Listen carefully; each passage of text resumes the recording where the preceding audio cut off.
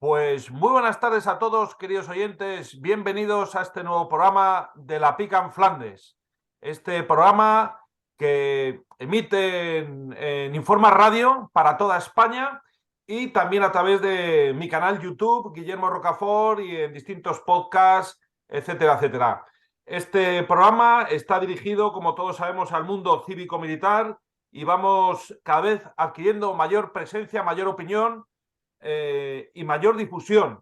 Nos han venido importantes felicitaciones con respecto al programa que tuvimos la semana pasada en relación al envío de los carros de combate, tanques Leopard, a la zona de conflicto de Ucrania.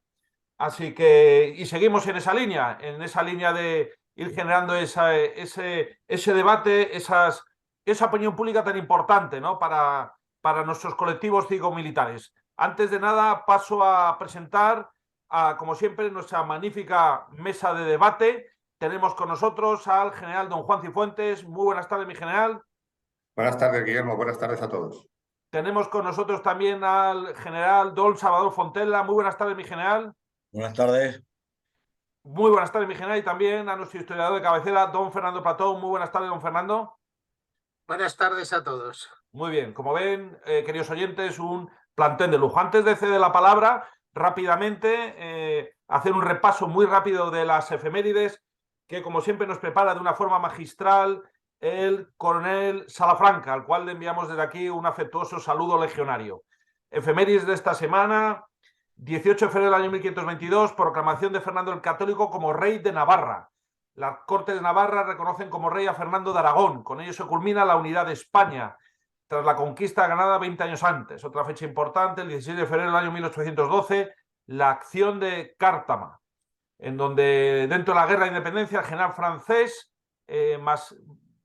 Maransin tiene un encuentro, digamos, con fuerzas españolas, ¿no? En ese contexto tan difícil de la guerra de independencia. Otra fecha importante, el 20 de febrero del año 1871, defensa de la torre óptica de Colón en Cuba. 14 de febrero del año 1897, conquista de la provincia de Cavite en Filipinas. Otra fecha importante, el 15 de febrero del año 1898, el hundimiento del acorazado Maine, del cual Estados Unidos acusó a España injustamente para movilizar a su opinión pública en esa guerra de agresión, no hay que olvidarlo, que culminó con el expolio de los últimos restos que quedaban del Imperio Español, Cuba, Puerto Rico y Filipinas. Al final, luego se acreditó que eso había sido volado desde dentro, no desde fuera. Otra fecha importante, el 19 de febrero del año 1925, Franco, jefe del tercio. En fin, importante fecha. El primer comandante de la primera bandera fue posteriormente luego nombrado jefe del tercio. Se alternaron varias veces en el mando supremo de la Legión, tanto el generalísimo, entonces comandante Franco, como el coronel Millán Astray, el fundador de la Legión, ¿no? Y luego otra fecha también importante tiene que ver con la batalla de Krasny Bor, en el año 1943, en el Frente del Este, en el contexto de la participación, bueno, lo que fue la Segunda Guerra Mundial. Dicho lo cual, cedo la palabra rápidamente al general Cifuentes para que nos trate un tema muy interesante, que es la presión lingüística que sufren los miembros de las Fuerzas Armadas españolas en los territorios que tienen lenguas propias, ¿no? Entonces, realmente hay una presión lingüística que es muy importante que tomemos conciencia, y qué mejor que el general don Juan Cifuentes, que ha tenido puestos de máximo mando militar en esas zonas que tienen lenguas vernáculas, lenguas propias. Adelante, mi general, por favor. Sí, muchas gracias, Guillermo. Efectivamente, pues por experiencia propia, creo que es un tema bueno, pues que en su día preparé e informé al mando y, bueno, pues me gustaría retomarlo ahora en este foro y si os parece, pues podríamos comentarlo. Viene a cuento de las últimas informaciones por las cuales ya se ha rechazado el 25% de castellano en las escuelas en Cataluña o las últimas decisiones de la presidenta de Baleares en el sentido de que la inmersión lingüística en el funcionariado debe ser total, incluido los servicios sanitarios, ¿no? El personal de sanidad, los médicos, etcétera. Bueno, son situaciones que afectan claramente a todo el personal funcionario que allí trabaja dependiente del Estado, pero que, lógicamente, la parte que nos afecta en este foro, pues me preocupa cómo afecta al personal de las Fuerzas Armadas y al de las Fuerzas y Cuerpos de Seguridad del Estado, que también están allí desplegados. Entonces, bajo un epígrafe similar a la presión lingüística lleva a una regionalización de las Fuerzas Armadas y acabará en el abandono del territorio, pues me gustaría plantear este tema de debate, si os parece, y que además, bueno, mi idea era dividirlo en tres partes, como ahora explicaré.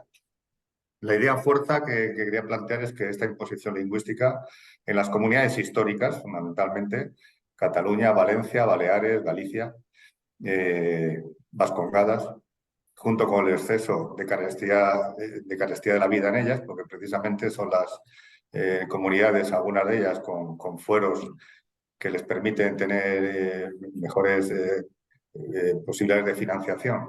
La carestía de la vida es más elevada y la falta de ayudas de la Administración pues está provocando, por un lado, un gran desinterés de los miembros de los ejércitos de las fuerzas y cuerpos de seguridad del Estado por ocupar puestos en las unidades militares o unidades de la Guardia Civil y Policía Nacional que están allí desplegados. Hay un gran desinterés y los que no les queda otra solución que ir allí, pues se produce una situación de soledad, una situación de aislamiento, ya que la gran mayoría no van acompañados de sus familias. Eso también va provocando para el personal que sí es de allí o que sí bueno, se ha hecho vivir en esos territorios, provoca una mimetización con el entorno, ¿no? Los que se quieren quedar en esas unidades militares y hacer vida en esos territorios. Digamos que queda una especie de resignación. Y esta situación, pues, que si se prolonga en el tiempo, va a dar lugar a una desamortización de las unidades militares y con peligro de desaparición, ¿no? Al no haber efectivos, si no se resuelven estos temas, pues puede haber una desaparición de las unidades. Por otro lado, la movilidad excesiva de este personal que va y viene para retomar y retornar a sus territorios donde están asentadas sus familias, pues esta movilidad excesiva hace que desaparezcan los vínculos que las unidades militares han tenido con estos territorios donde estaban asentados. Las unidades militares extraordinarias. Así que, bueno, bajo esta idea fuerza, os quería plantear un tema de debate dividido en tres partes, porque la verdad es que da para mucho.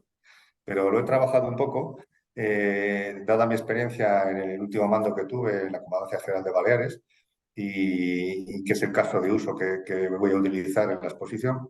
Y como os digo, pues lo dividiría en tres partes que podrían ser en tres jornadas de nuestra pica en Flandes. Una primera parte en la que plantearé la situación lingüística dedicada al caso de Baleares. Una segunda parte en otra jornada en la que hablaríamos en concreto de las Fuerzas Armadas y las Fuerzas y Cuerpos de Seguridad del Estado en Baleares y cuál es su situación con respecto a esta situación lingüística. Y incluso abriría una tercera parte para hablar de quién puede plantear las soluciones o esta situación y las soluciones al Ministerio de Defensa.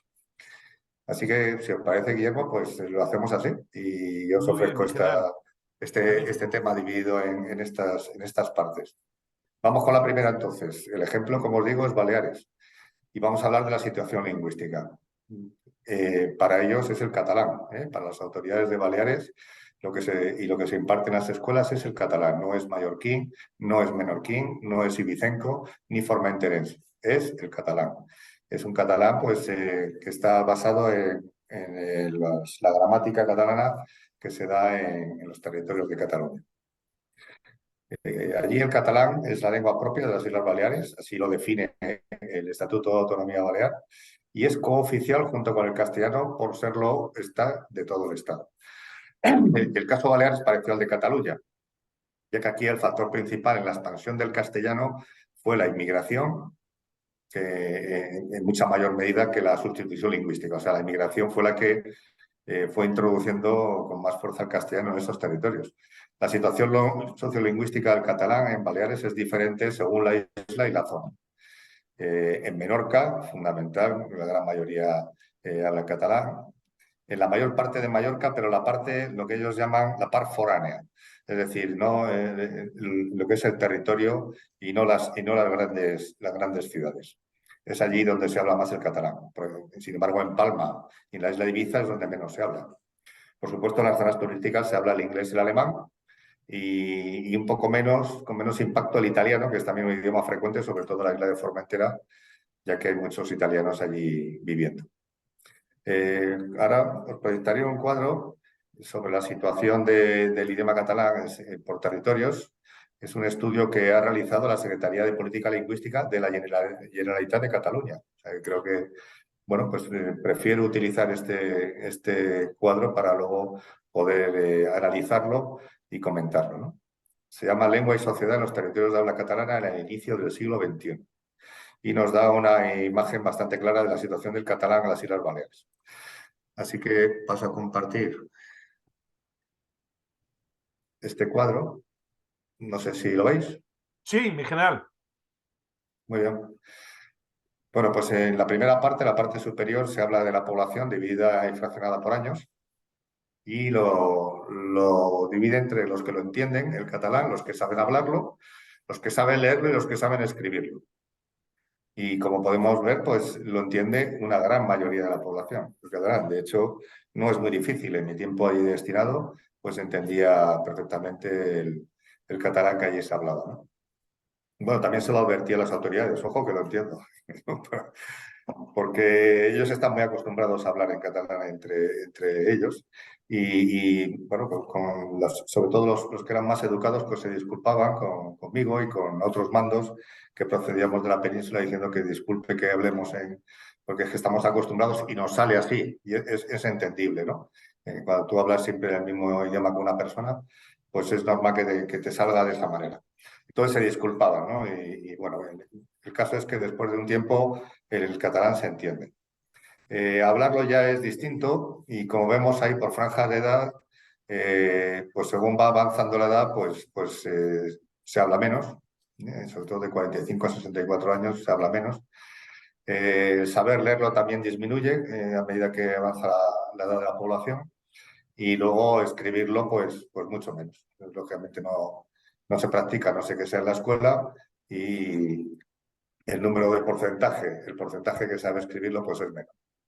Y bueno, con respecto a la identificación lingüística, que también es un factor que analiza este informe, como primera lengua el catalán lo tiene un 42,9% de la población y el castellano un 48%. Con la lengua con la que se identifican, pues vemos ahí 45-45 y como lengua habitual 45-47. Es decir, que digamos que en Baleares más o menos la mitad de la población utiliza como lengua habitual el catalán y la otra mitad el castellano. ¿De acuerdo? Muy bien, pues dejo de compartir. No sé si... ¿Se sigue viendo? Dejar de compartir, si ya lo he encontrado. Muy bien. Ok. Bueno, pues con esos datos hay una interpretación que hacen de estos datos bueno, los regionalistas, los independentistas. Bueno, pues esa coalición que gobierna en Baleares tiene su propia interpretación. Consideran que se ha retrocedido considerablemente el uso social del catalán a favor del castellano. Parece una deducción sorprendente a la vista de los cuadros, ¿no? El cuadro que hemos visto. En primer lugar, por la represión que dicen que sufrió la lengua durante los 40 años de la dictadura franquista y que la recluyó al ámbito familiar. Es decir, que la verdad es que no pueden decir que no se hablase catalán en la época de Franco porque se hablaba catalán. Otra cosa es que se enseñase en la escuela, ¿no? Y luego también lo achacan a la fuerte inmigración que hubo en los años 60, lógicamente, cuando el boom turístico, con gente proveniente de todos los lugares de España y que hoy actualmente continúan con la inmigración latinoamericana o personal de africano. El hecho de que el catalán estuviera prohibido en la enseñanza hasta casi el final de los años 70 explica en los cuadros por qué entre la gente más mayor el porcentaje de personas que saben escribir en catalán sea mucho menor, ya que recibieron toda su educación en castellano. Aprendí un término que dicen diglosia, que es la situación por la cual personas con el catalán como primera lengua utilizan el castellano a la hora de escribir o de leer, ¿no? Le llaman diglosia. Entonces, efectivamente, esa inmigración hace que una gran cantidad porcentaje de personal utilizase el castellano, y esos porcentajes, como estamos viendo, van variando a medida que las nuevas generaciones se van incorporando a la sociedad y la enseñanza del catalán pues va siendo mayor hasta llegar a ese 90% que hemos visto en el cuadro. El catalán en la escuela, bueno, pues hablando de la escuela, con la llegada de la democracia, pues el catalán fue ganando terreno en las aulas hasta llegar a la situación actual en la que se rige por un decreto de mínimos en Baleares, estamos hablando de Baleares, el cual obliga a impartir al menos la mitad de las clases en catalán. Como podemos comprobar, pues este informe no dice la verdad, puesto que prácticamente es inexistente el número de asignaturas en las que se imparte el castellano. Y si algún colegio pues, quiere impartirlas para poder recibir alumnos procedentes de otros territorios, pues aísla esas asignaturas, esa enseñanza del castellano la aísla en asignaturas como la educación física o manualidades, etc. La realidad es que la inmensa mayoría de las escuelas tienen programas de inmersión lingüística, los cuales utilizan el catalán como único idioma lectivo, mientras el castellano es una asignatura más. La asignatura de lengua castellana pues es una asignatura. Este modelo considera las autoridades nacionalistas que es el que se ha mostrado como el más eficiente a la hora de garantizar el correcto aprendizaje de las dos lenguas. Otra situación en la que de nuevo se equivocan, puesto que lo que está haciendo es que impere una sobre otra. Es evidente que en la mayoría de las escuelas los niños no empiezan a aprender el castellano hasta los 7 años. O sea que la asignatura de lengua castellana no se da hasta los 7 años. Pero esto no significa que sea una lengua extraña para los niños. Estoy hablando lo que dice el informe de la Generalitat de Cataluña, ya que está muy presente en todos los ámbitos de la sociedad. Lo que sí que es cierto es que el aprendizaje del castellano se retarda. Si hablamos del castellano en los medios de comunicación, la verdad es que en Baleares mayoritariamente los medios de comunicación utilizan el castellano. Si bien en todos los ámbitos y en todos sus medios, prensa tanto online como escrita, como en papel, existen zonas o partes de la publicación que están en catalán. Y lo hacen así porque los medios de comunicación están ligados a subvenciones públicas. Eso está claro y es obvio. Así que tienen que ir un poco en la línea de la corriente política que está marcada. Además, podemos añadir que la mayoría de medios en castellano que se producen en las Islas Baleares, el catalán no está vetado. Es decir, que tú puedes escribir en catalán al periódico que te la publican en catalán, la carta. No hay ningún problema de veto. En cambio, donde el catalán sí es la lengua predominante es en las publicaciones semanales o mensuales de ámbito local. Esos resúmenes, ¿no? Esos especiales que se hacen los fines de semana en las publicaciones tipo diario, pues ahí casi todo el articulado ya está en catalán. Referente a los medios audiovisuales, el castellano vuelve a ser el idioma predominante.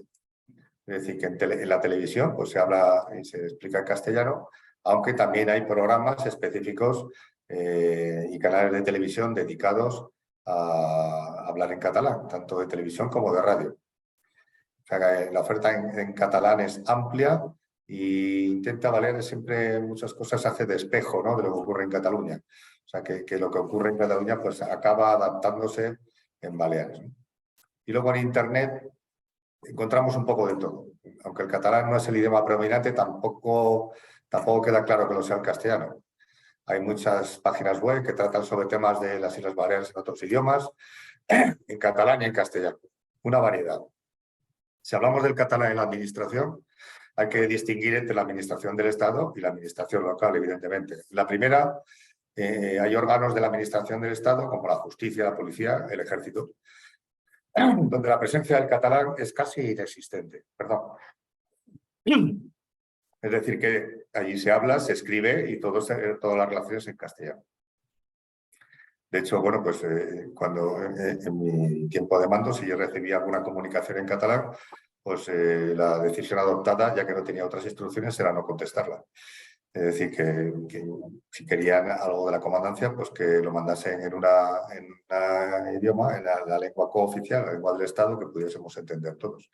Y bueno, pues las administraciones también se les educa, ¿no? Y entonces, de esta forma, pues todas las administraciones que querían algo de la comandancia ya se procuraban de escribirla en castellano. En el otro extremo encontramos administraciones como la de Hacienda, que ofrecen toda la documentación tanto en catalán como en castellano.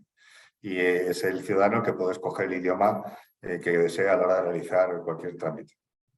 Sí. Bueno, en la administración local está claro que, además de los ayuntamientos, que tienen muchos aspectos en responsabilidad, como la sanidad o la educación, se apuesta decididamente por el catalán, ¿no?, en la administración local. A los funcionarios se les exige unos conocimientos óptimos de catalán, sobre todo si luego se quiere ocupar plaza de forma definitiva, ¿no?, como hemos visto estas últimas noticias con respecto a los médicos.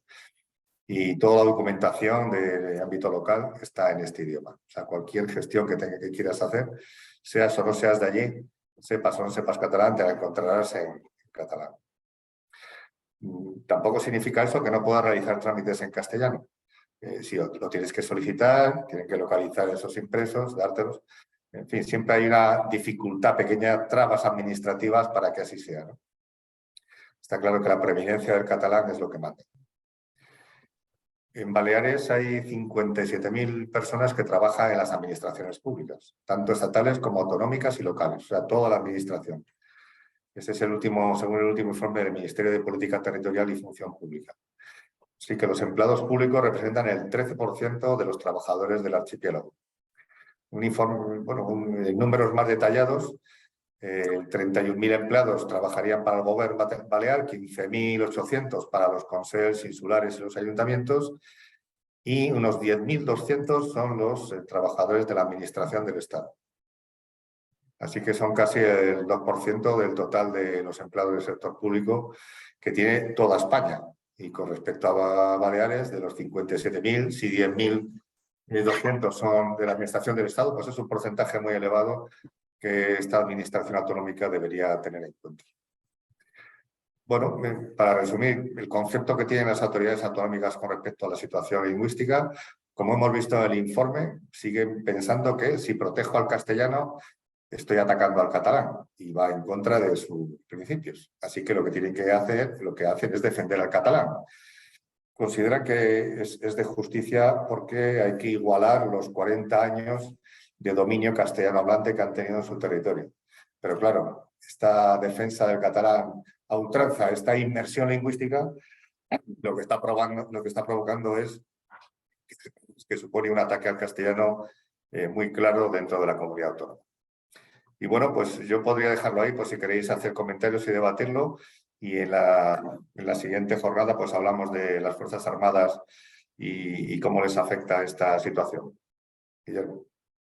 Pues muchísimas gracias, mi general. Yo creo que es la primera vez que oigo en plantear esta cuestión con tanto claridad de datos, de información. Así que rápidamente cedo la palabra al general Fontela, que lógicamente por su experiencia pues tiene un criterio muy acertado a este respecto. Mi general. Bueno, yo creo que está siguiendo Baleares y otras que tienen lenguas vernáculas, pues están siguiendo el mismo sistema que Cataluña, ¿no? Que es perseguir al castellano, ¿no? Simplemente por una cosa de diferenciación cultural y política. Sabemos que, como decía Nebrija, el idioma es fundamental para un imperio, ¿no? Para tener una nación unida. Y eso es lo que están haciendo. Están haciendo barreras y fronteras políticas, económicas y también culturales y de lengua. Efectivamente. Pero y luego además de forma... Perdón, mi general. Sí, no, sigue. De forma... A la hora, mi general. Buenas tardes. Buenas tardes. También hay un componente sociofamiliar en este tema, ¿no? Sobre todo en Baleares, a lo mejor en Cataluña se aprecia menos, pero el interés en que la administración pública, la administración local hable catalán, va en beneficio de las siguientes generaciones, de sus hijos, que lógicamente al dominar ese idioma tendrán mejor puntuación, tendrán méritos para poder quedarse en la administración y no tener que emigrar. Es decir, que se va provocando un efecto burbuja, a mi modo de ver un poco paleto, en la que bueno, pues se niegan un poco a que vengan personas que puedan aportar valor, ¿no? a las instituciones y al archipiélago, y prefieren ese regionalismo de pequeña casa, de pequeña cabaña en la que se retroalimenten gracias al idioma, ¿no? También. Sí, pero eso no es nada nuevo, ¿no? Porque en la conquista de América los los hijos de los caciques no quisieron llevar a su hijo a la escuela española.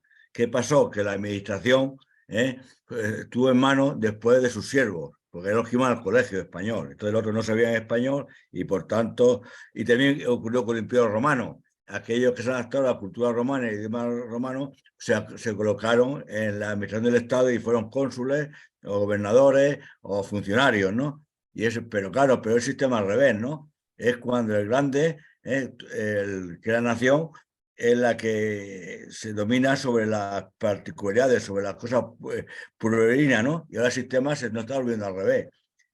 Siendo español uno de los idiomas más hablados del mundo, resulta que está atacado en su propia cuna, que eso es totalmente impensable. Yo cuando había una población de este tipo, siempre me fijo en una cosa, en los anuncios de los comercios, ¿no?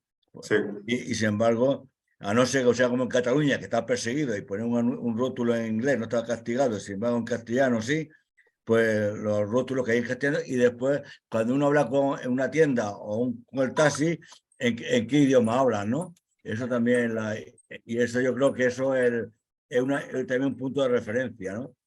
Nada Sí. más. Bueno, todos los carteles que hay en las tiendas pidiendo empleados, se busca empleado, ninguno pone que hable catalán, que hable inglés, que hable alemán, que hable italiano. Muy bien. Don Fernando, ¿quiere añadir algo al respecto del tema de la cuestión lingüística o la presión lingüística y cómo afecta a las Fuerzas Armadas y sus miembros? Y al respecto, don Fernando. Bueno, el tema de Fuerzas Armadas, como ya va a tocarse un poco en el siguiente programa, lo dejo para más adelante, pero sí que es realmente un desastre cómo estamos rompiendo España. Porque claro, todo esto rompe el país. Estamos hablando de unas comunidades que estaban llenas de emigrantes. Es decir, el País Vasco se ha hecho industrialmente con emigrantes de todo el resto de España, a los que despreciativamente llamaban maquetos. Cataluña con emigrantes también de todo el resto de España, despoblando Aragón y llevándose mucha gente de Andalucía, también tratándoles despreciativamente de charnegos, pero eran los que trabajaban en las empresas de allí. ¿Y por qué podían ir? Podían ir porque era más fácil ir, porque entendían el idioma. Era muy duro ir a trabajar a Alemania y superar la barrera del alemán. Se buscaba emigrar sobre todo dentro de España e iban allí. ¿Qué pasa? Que ahora es muy difícil para un profesional ir a trabajar a Cataluña, País Vasco, Baleares, porque te ponen la barrera del idioma.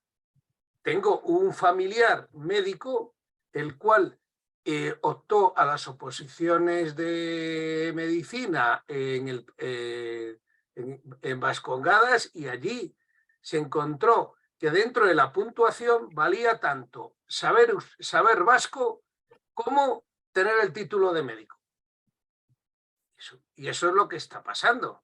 Claro, en Mallorca, en las Baleares, lo que estamos hablando, se está hablando mucho de que faltan médicos. Sí, sí. Sí. Es la ruptura del sistema mérito-capacidad. Ya No, vamos a ver, los médicos médicos no les interesa, no les importa. Los médicos en España están mal pagados y faltan. Bien, por lo tanto, ¿qué sucede? Pues en un sitio donde exigen el catalán, solo pueden ir médicos que sepan catalán. Médicos del resto de España, pues no van a ir allí. Y si tienen que ir a aprender un idioma, pues mira, les pagan más en Inglaterra, en Portugal, en Francia y en Alemania. Por lo tanto, para hacerme la barrera del idioma, me la hago donde me pagan más, que es normal, es una decisión sensata. Y ya hay sitios donde aparece que determinadas especialidades no las hay en una isla, que por un determinado tratamiento se van a Mallorca o no lo hay. Y claro, y pasan temas con que, como cuenta más el lenguaje que la preparación médica, pienso que no es nada casual que el desastre que ha habido de esta chica que ha muerto por mal diagnóstico de una peritonitis haya sucedido precisamente en sitios donde, digamos, se valora mucho la lengua también, como puede ser en la Comunidad Valenciana, donde también cuenta, digamos, el saber valenciano para las oposiciones. Sí. Entonces, son pérdidas que se están poniendo, que ya se valorarán los efectos a largo plazo. El general Fontel ha hablado del tema sudamericano. Yo me acuerdo de un artículo donde, claro, ahora con todos estos de nacionalismo, indigenismo, pues uno hablaba que estaba trabajando en Nueva York, muy puesto, decía, bueno, yo es que estoy aquí porque en la escuela aprendí español. Mis compañeros que aprendieron quechua, allí siguen pastando cabras en el monte. Entonces, bueno, si la aspiración es ser un camarero en Baleares, pues está muy bien saber mallorquín. Desde luego, para un trabajo internacional, o llevas español o llevas inglés, o no vas a ningún sitio. Ahí queda dicho, don Fernando. Muchísimas gracias. Se ha incorporado recientemente con nosotros nuestro teniente general, don Emilio Pérez Alamán. Nos quedan apenas 3 minutos. ¿Quiere aportar algo a este respecto? Darnos su opinión, por favor, mi teniente general. Buenas a todos y lamento esta dificultad técnica que he tenido para enlazar con el programa. Estoy un poco de los principios desconociendo lo que habéis hablado, pero he oído un poquito al general Portela que forma parte de esa intención de desmembrar España. El lenguaje es un vehículo de unión y creando estas dificultades, sobre todo en las instituciones fundamentales de servidores de la patria, en todos los aspectos, no solamente en la milicia, sino también, como habéis hablado, en el aspecto sanitario, la enseñanza. Entonces, pues yo creo, siendo mal pensado, que está todo previsto o organizado para esa finalidad última que persiguen los que en su día quisieron romper España, no lo consiguieron y perdieron una guerra, y ahora quieren volver otra vez a las andadas. Y no cabe duda que además de las dificultades lingüísticas es las dificultades de desarrollo social, que significa que llega un funcionario o un militar a un punto determinado de España y resulta que por su lengua es señalado los hijos en el colegio, las señoras en el mercado, etcétera, etcétera. Y entonces se crea un distanciamiento, se van alejando, se empieza por ahí y se acaba pidiendo que se vayan de esa zona unidades que se vacíe de militares, de policías nacionales, etcétera, etcétera. O sea que hay una campaña de destruir a España y ahí estamos sufriendo, y los métodos, que son los medios, como sabemos muy bien de la teoría comunista, el fin justifica los medios, pues estos medios, que nos ahorramos el pistolerismo de la Segunda República, pero estamos sufriendo estos ataques de este tipo. Nada más que eso. Muchísimas gracias, mi teniente general. Mi general Cifuentes, queda medio minutito por si quiere usted aportar algo al respecto para acabar esta pieza. Bueno, nada, la verdad es que parece que sí queda para un buen debate, ¿no? Sobre la presión lingüística que se está sufriendo ahora mismo en esos territorios. Y bueno, pues en el siguiente programa hablaremos de cómo le afecta a las Fuerzas Armadas esta presión lingüística. Pues muy bien, muchísimas gracias, queridos oyentes. Estamos ya casi fuera de tiempo. Les emplazamos a seguir con nosotros en la segunda parte de La Pica en Flandes. Muchísimas gracias.